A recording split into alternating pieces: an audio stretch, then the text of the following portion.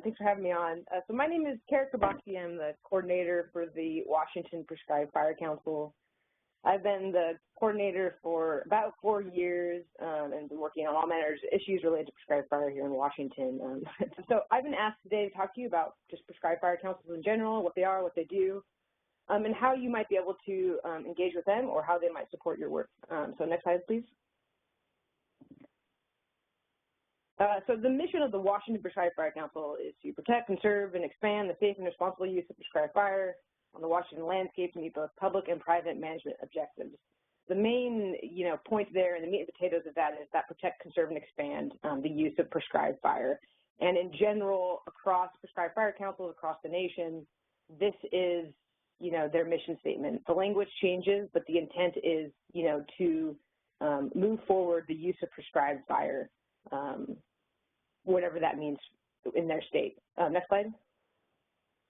So this map is taken from the Coalition of Prescribed Fire Councils, which is a nationwide organization promoting prescribed fire and fostering development of prescribed fire councils. This map shows where there are current or developing councils, at least as of March 2016, as you'll see in the lower right-hand corner. There might be changes to this as of now, but this is in general where prescribed fire councils are operating at a statewide level.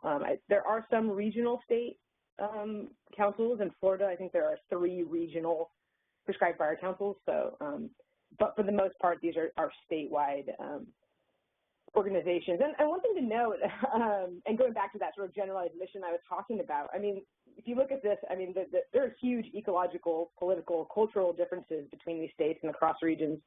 And the councils operate within those, ecological, political, and cultural needs of their region and state. And so there are a lot of differences in what councils can do, what their focus is. Yes, there are similarities, but there's definitely differences. For example, if councils are working on policy, one prescribed fire council may be more focused on issues around liability and others around smoke management laws.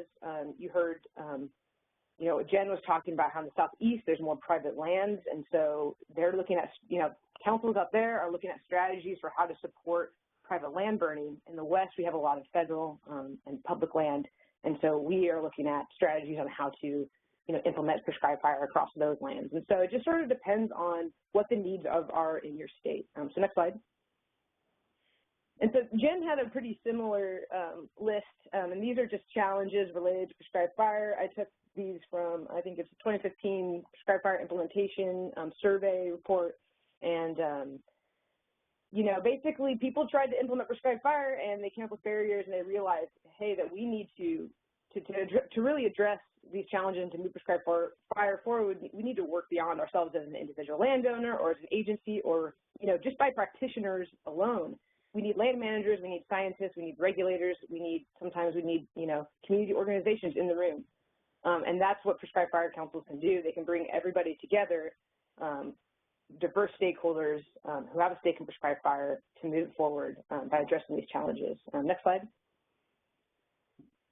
And so you can see these are some of the strategies that prescribed fire councils use. TRECs and prescribed burn associations are part of those strategies sometimes. So what we're trying to do is, on one hand, we're recognizing those challenges. On the other hand, we're trying to address those with strategies. Next slide. So I had this great idea where I was like, I'm going to connect these all, and you're going to see how these all work together, and really just ended up looking like chaos, which kind of is what my job feels like sometimes, is chaos.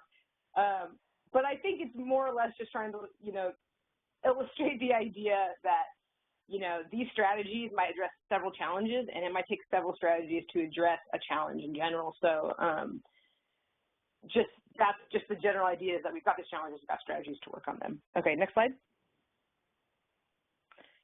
So I'll talk a little bit more about what these specific strategies might be, and you've kind of heard, about prescribed burn associations, you've heard about TRECs. These are particular strategies that are used to move prescribed fire forward. councils might support the development of those projects and those programs, or they might see that there are other needs that need to be addressed in their state and that are addressed well at a statewide level and with diverse practitioners, and so that's what they focus on. So in Washington, you know, one of the main strategies that we look towards is to increase public and partner understanding about prescribed fire, and so that means we get together and try to figure out what are our outreach needs. We might develop materials. We might encourage practitioners or agencies to better notify the public about when and where prescribed burning is happening. We just had a prescribed fire pilot this last year in Washington, and it was a lot of work with our local community organizations and FireAdapted Communities to really communicate directly with the public, understand their needs, and communicate with them. And so that is a big component of what prescribed fire councils can do.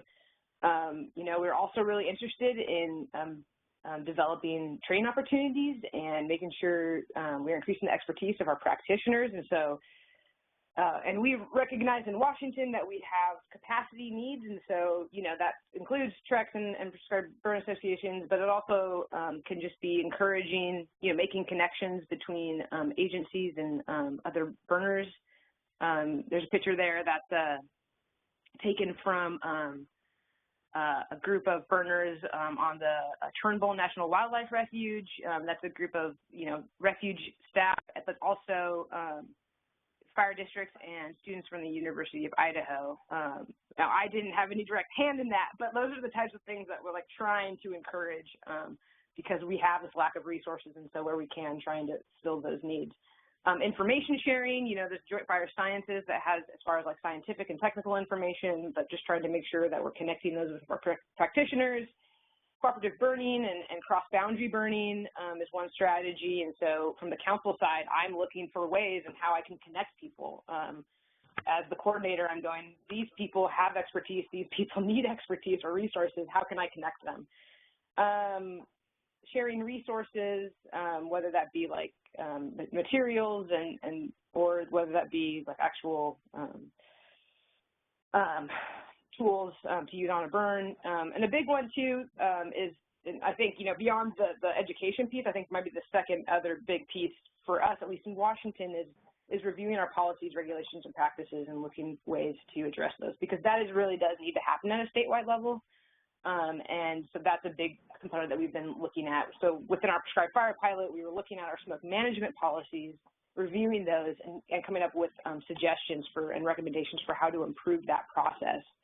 And so that's one key component of where prescribed fire councils can key in on, where there might not be other institutions or organizations that are equipped to do that. And because we bring in, you know, all these players, regulators, burners, you know, scientists, you know, I think that gives a lot of support to the work that we end up doing. And then also to just increase those lines of communications between burners, regulators, and the public.